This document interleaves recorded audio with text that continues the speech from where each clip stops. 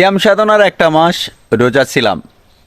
রোজা থাকার সময় মনে মনে ভাবতাম যে রোজার পরে ঈদের পরে কি করব, যখন একেবারে রিল্যাক্সে কিছুদিন রেস্ট করব।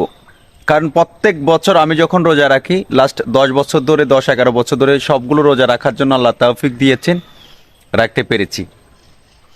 তো এখন আমার প্রশ্ন হচ্ছে যে বিদ্যুৎ অফিসের যারা, ওরা যখনই দেখে গ্রীষ্মকালের আগমন, বিদ্যুৎ যাওয়ার বেগমান, পুরো বাংলাদেশের আপনারা খবর নিয়ে দেখবেন হাজার হাজার মানুষ অসুস্থ হয়ে গেছে। অনেক অসুস্থ, শুধু অসুস্থ না, তো অসুস্থ অনেকে হয়তো রোজা ছিলেন, দিন বড় ছিল, তার জন্য অনেকে রোজা থাকার পরে ঈদের সময়, ঈদের পরে কেউ হয়তো হঠাৎ করে একটু লিমিট ছাড়া খাচ্ছে, কেউ হয়তো এমনি সমস্যা হচ্ছে, কারো হয়তো গ্যাস বেড়ে গেছে। এই সমস্যাটার মূলত একটা বেশি কারণ আমি দেখাবো। যারা রোজা ছিলেন, রোজদারি ব্যক্তিদেরকে এখন যারা একটু সুস্থ থাকবেন তাদেরকে অসুস্থ করে দিচ্ছে আমাদের পুরো বাংলাদেশের বিদ্যুৎ অফিসের যারা কর্মকর্তা আছেন, তারা অসুস্থ করছেন কিভাবে দেখেন। সবাই রোজা ছিল, রোজা থাকার পর অনেকে হয়তো অনেক ক্লান্ত।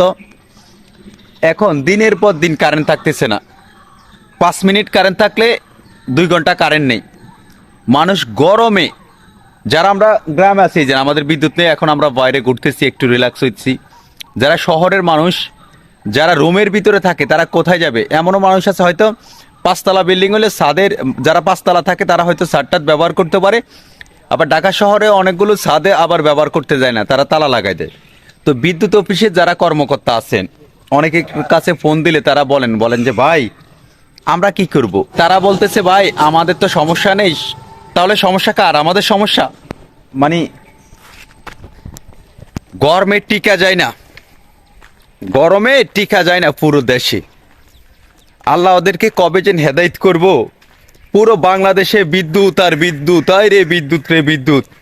এত বিদ্যুৎ আমাদের বাংলাদেশে যে বাংলাদেশ থেকে বিদ্যুৎ না কি অন্যান্য দেশে, মায়ানমারে, ডুগান্ডা এগুলাতে দিতে পারবো। বাংলাদেশে এত বিদ্যুৎ, উগান্ডাতে পর্যন্ত আমরা বিদ্যুৎ সাপ্লাই দিতে পারব। আর অথচ আমরা বাংলাদেশের মানুষ এখন বিদ্যুৎ ছাড়া, বিদ্যুৎহীনভাবে জীবনযাপন করতে হয়। তো কোন কোন ডিস্ট্রিক্টগুলোতে, কোন কোন জেলাতে, কোথায় কোথায় কারা এই বিদ্যুতের সমস্যা ফেস করছেন, আপনারা একটু আপনাদের মতামত জানাবেন। আপনারা মতামত জানাবেন, এজন্য আপনাদের মতামত দেখলে বুঝবো যে না, বাংলাদেশে শুধু বিদ্যুতের সমস্যা আমি ফেস করি না, এরকম অসংখ্য মানুষ ফেস করতেছে। একটু জানা দরকার। আর জানুক, মানুষের কমেন্টে দেখবো, অনেকে দেখবেন কমেন্ট চেক করব যে কে কি কমেন্ট করছে, আমরা একটু জানাই। আমাদের সমস্যাগুলো, কষ্টের কথা তো আমরা জানাইতে হইব, না জানাইলে কি হইব? জানাইতে হইব না।